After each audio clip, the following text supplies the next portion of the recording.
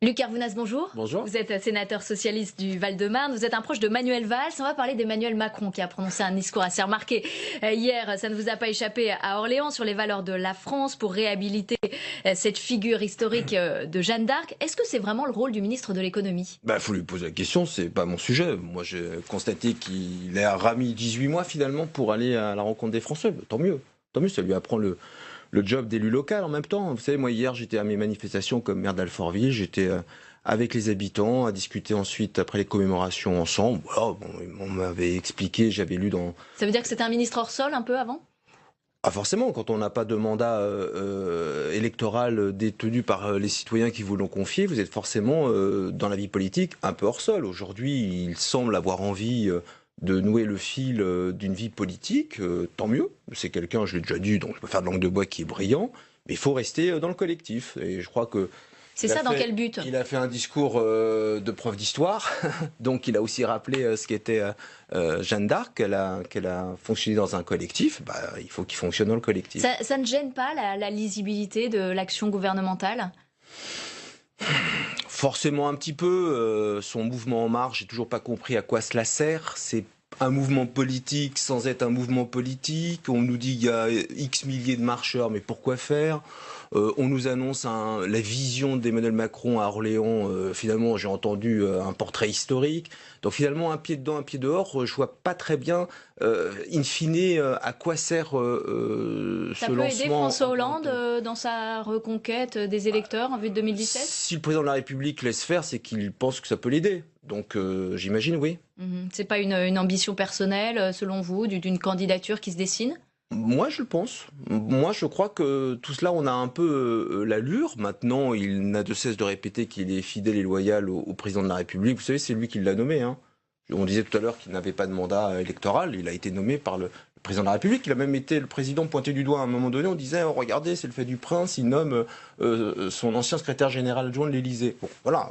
Aujourd'hui, on a un ministre. Donc il y a un certain laisser-faire, finalement, une forme de laxisme du président de la République vis-à-vis de... Je ne me permettrai pas de commenter le président de la République de cette manière-là, mais en tous les cas, il est ministre du gouvernement de Manuel Valls. Il a été choisi par le président de la République. Si il fait cela, j'imagine que c'est en accord avec le président de la République.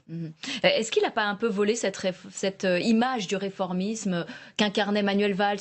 Je pense évidemment à la fin des 35 heures, à la suppression de l'ISF, à toutes ces annonces qui en fait avaient été faites par Manuel Valls il y a quelques années et puis que reprend aujourd'hui Emmanuel Macron. Oui, ces annonces, elles avaient été faites dans un livre, Pouvoir, entre autres, de Manuel Valls. Et notamment au moment de la primaire. Oui, mais la primaire, elle est terminée. Il y a un candidat qui a été élu dans cette primaire, dont les propositions étaient majoritaires au sein de la gauche avec les 3 millions d'électeurs. C'était François Hollande, qui est aujourd'hui président de la République, qui a été élu le 6 mai sur un programme. Donc est-ce qu'il est plus réformiste ? Non, il est aujourd'hui dans l'équipe orchestrée par Manuel Valls et ils appliquent la politique du président de la République. Vous parlez de primaire. Est-ce que si François Hollande n'est pas en mesure de se présenter, Emmanuel Macron apparaît comme un candidat légitime ? Il faut être sérieux. D'abord, le président de la République sera pour moi candidat à l'élection présidentielle et c'est très bien comme cela. Et il faut que nous contribuions à sa réélection, tous les parlementaires au Sénat ou à l'Assemblée. Écoutez, moi, vous me l'avez dit, je suis proche de Manuel Valls. Ça fait 4 ans que j'entends, y compris dans ma famille politique, qu'on est trop à droite, qu'on a oublié nos valeurs du Parti socialiste, qu'on a quitté notre famille et notre pensée de gauche. Et maintenant, on me dit que l'alpha et l'oméga de la gauche française serait Emmanuel Macron, qui est un socialiste ultra-libéral. Moi, j'ai pas signé pour ça. Moi, je suis pas social-libéral. Hein. Je suis socialiste. Je suis un social-démocrate et écologiste.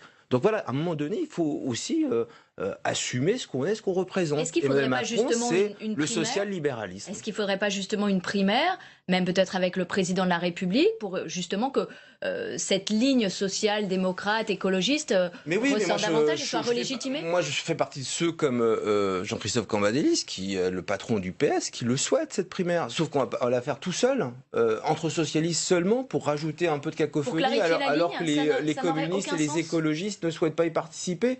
Clarifier quelle ligne? Mais la ligne, elle est clarifiée le jour du 6 mai 2012. La ligne, elle est clarifiée en janvier 2014, quand le président de la République dit très clairement qu'il est social-démocrate. La ligne au sein du Parti socialiste, elle est clarifiée il y a 1 an et demi au Congrès des socialistes. Est-ce qu'elle s'est pas un peu effritée quand même au fil des ans cette ligne? On parlait d'Emmanuel Macron, il y a aussi Arnaud Montebourg qui a dit ce week-end je prendrai mes responsabilités s'il le faut. Il y a plusieurs lignes qui se dessinent. Comment vous voyez cette annonce, vous? Est-ce que c'est presque une annonce de candidature de la part d'Arnaud Montebourg? C'est un caillou mis sur le chemin, à mon avis, pour se faire un peu plaisir, mais je ne vois pas Arnaud Montebourg être candidat. Vous savez, pour être candidat à une élection présidentielle, il faut beaucoup de volonté, ça c'est sûr, mais il faut aussi derrière avoir des soutiens et un appareil politique.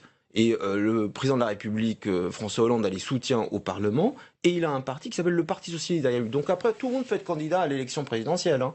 Mais il faut juste revenir à des réalités qui font une élection. Pour vous, Arnaud Montebourg n'est pas en mesure de se présenter? Oui, on n'a pas la capacité, non. Il ne peut pas rassembler les déçus du hollandisme? C'est quoi les déçus du hollandisme? C'est tous ces frondeurs, ce sont les aubryes, ce sont ceux qui ne veulent pas voter la loi travail aujourd'hui à l'Assemblée? Donc ce sont 40 parlementaires sur 280 et quelques. Bon voilà, si c'est ça les déçus du hollandisme. Ou 120 qui se sont exprimés contre la déchéance de nationalité. On va être de plus en plus déçus d'ici 1 an si on ne se ressaisit pas tous ensemble. Parce que moi je vous annonce, sans faire la boule de cristal, ce qui va se produire.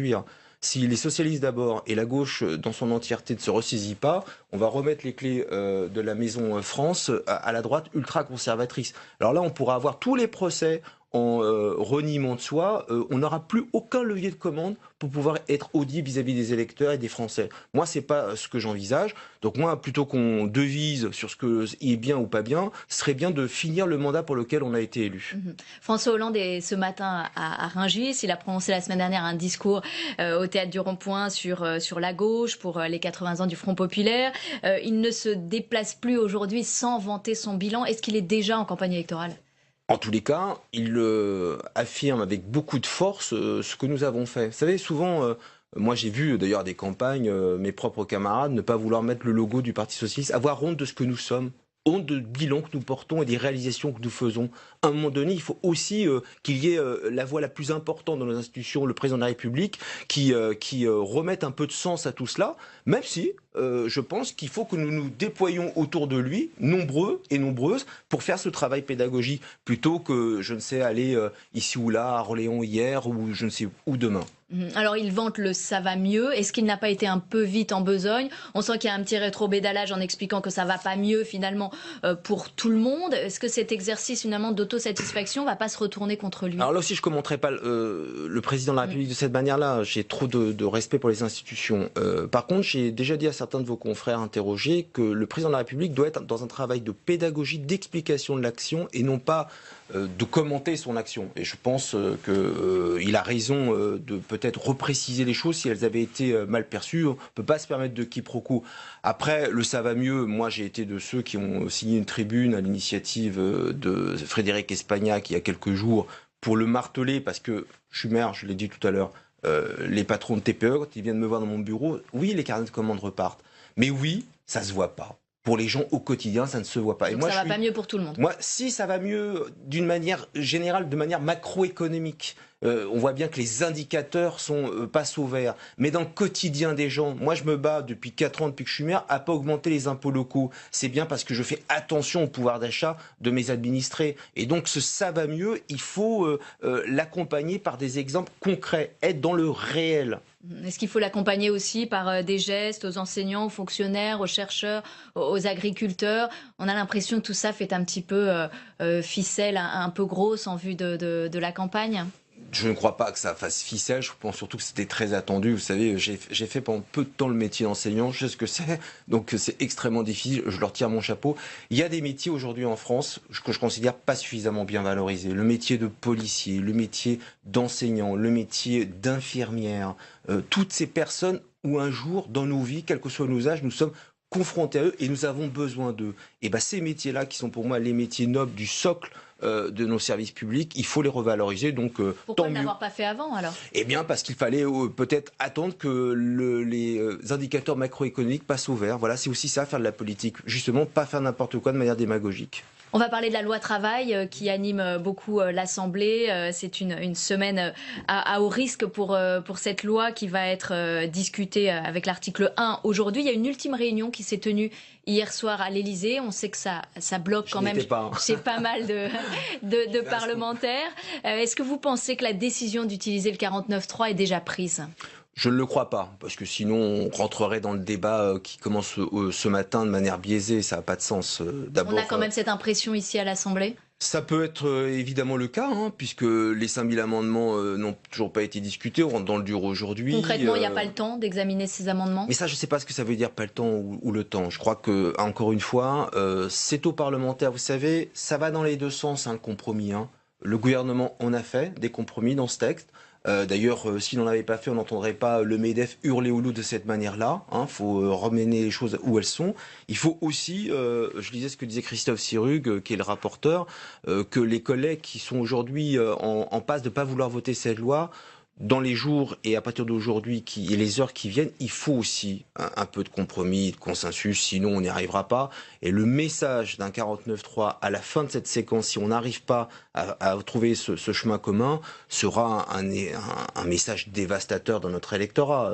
Vous savez, le Code du travail est consubstantiel à l'histoire de la gauche. Donc moi j'ai entendu le Premier ministre à la fois dire qu'il faut se refuser aucune arme constitutionnelle, mais en même temps je l'ai entendu surtout répéter qu'il fallait se servir des journées de débat pour trouver le consensus et que cette loi soit votée. Donc j'espère qu'elle va être votée ici à l'Assemblée nationale, parce que sinon, sans menacer qui que ce soit, mes collègues socialistes de gauche qui tiennent finalement en otage le vote ou pas de cette loi, si on arrive à un 49.3, ils auront une lourde responsabilité sur leurs épaules. On va écouter ce qu'en dit ce matin Bruno Le Roux, c'est le chef de file des députés socialistes. L'objectif n'est pas le 49.3, l'objectif c'est l'équilibre de ce texte. Si nous devons en passer par là, c'est que nous y aurons été obligés par une conjonction des contraires, par une conjonction de ceux qui ne pensent pas la même chose. Est-ce que pour Bruno Le Roux, la majorité est déjà réunie ? Il est le président du groupe, je pense qu'il s'y attelle 24 sur 24, mais il a raison. Il faut faire en sorte qu'on n'ait pas l'addition des contraires qui nous envoient dans le mur. En fait, l'obstruction, elle est à gauche aujourd'hui. L'obstruction, elle est à gauche, bien sûr, que l'opposition de droite fasse son job d'opposition. Encore, si on était un peu moderne, on pourrait trouver des chemins communs, surtout sur une loi comme celle-là, parce qu'il faudra aussi qu'eux nous expliquent en quoi cette loi n'est pas bonne finalement, et pour les salariés et pour les entreprises. In fine, que chacun prenne ses responsabilités. Après, moi je vous le dis, c'est à ses collègues socialistes qui souhaitent ne pas la voter aujourd'hui qu'incombe finalement ce qui peut se produire ou pas dans les mois à venir en termes de messages. Si on emploie encore une fois, par leur faute, par leur obstruction, le 49.3, ce sera pour moi dévastateur dans la gauche en France, parce que les gens ne comprendraient pas que nous ne puissions pas nous rassembler sur un tel texte. En cas de 49.3, il y aura une motion de censure déposée par l'opposition. Est-ce que vous pensez qu'elle peut être votée, ou en tout cas par certains députés de gauche ? Non, je ne le pense pas. Enfin, il y aura des députés communistes, ça a déjà existé, peut-être écologistes, vu dans quel état ils sont aujourd'hui, mais je ne le pense pas pour le Parti socialiste. Vous savez, c'est un peu ce jeu de dupes que moi je dénonce depuis quelques années. Un pied dedans, là aussi, un pied dehors, je vote la loi, je ne la vote pas, je m'abstiens. Et en même temps, moi j'ai aujourd'hui des députés dont je ne donnerai pas les noms, socialistes, qui n'attendent qu'une chose, que le Premier ministre mette en place un 49.3 pour qu'eux-mêmes ne prennent pas leurs responsabilités dans leur circonscription. Vous savez, le courage, il est à tous les étages. Donc moi, je donne de leçons à personne. Mais on a été élus pour un mandat, on a été élus pour être fiers de notre bilan et fiers de notre action, et où nous sommes extrêmement regardés à un moment de défiance vis-à-vis du politique en général et de la gauche en particulier. Moi, je ne me résous pas à l'échec collectif. Et on va essayer de faire en sorte on parlait de François Hollande, de participer à la réélection, pas seulement de François Hollande, mais faire en sorte que la gauche puisse s'inscrire dans la durée. Vous savez, ce discours à la Fondation Jean Jaurès l'autre matin du président de la République était pour moi extrêmement important sur ce rapport de la gauche au pouvoir. Si cette loi est votée à l'Assemblée, qu'elle part au Sénat, qu'est-ce qu'il adviendra de ce texte au Sénat ? Alors, ça ne vous aura pas échappé que nous ne sommes plus majoritaires au Sénat. Il y a une majorité de droite qui, à mon avis, va prendre un malin plaisir à injecter tous les conservatismes et clins d'œil voulus par le MEDEF. Là, pour le coup, j'attends de voir quel sera le débat au Sénat. J'espère qu'il sera constructif. C'est une chambre plutôt sage, la Chambre des sénateurs, mais qui fait beaucoup de politique aussi. On l'a vu avec la déchéance de nationalité de la part de la majorité sénatoriale. Écoutez, on attendra déjà de voir le débat à l'Assemblée, et puis en tous les cas, on prendra là aussi nos responsabilités au Sénat. Une dernière question sur des révélations autour de Denis Baupin, de harcèlement sexuel, avec des témoignages, notamment de députés. Ce matin, c'est une enquête de France Inter et de Mediapart. Est-ce que vous avez eu connaissance, vous, non, de cette affaire? Pas personnellement. En tous les cas, il faut que Denis Baupin s'explique. On ne va pas pointer du doigt, mais il faut qu'il s'explique parce que ce sont des faits graves, s'ils sont avérés. Moi, vous savez, je ne laisse jamais rien passer. Il y a encore 8 jours, avec mon mari, nous nous sommes fait insulter, nous sommes allés porter plainte. Il ne faut rien laisser passer, que ce soit du harcèlement moral, du harcèlement sexuel ou n'importe quelle infamie. En tous les cas, là, aujourd'hui, il y a quand même la présomption d'innocence qui existe pour Denis Baupin. Mais cela nécessite forcément, il est vice-président de l'Assemblée nationale, des explications. Merci Luc Carvounas d'avoir été avec nous ce matin, sénateur, maire d'Alfortville et sénateur socialiste du Val-de-Marne. Merci et très bonne journée à vous.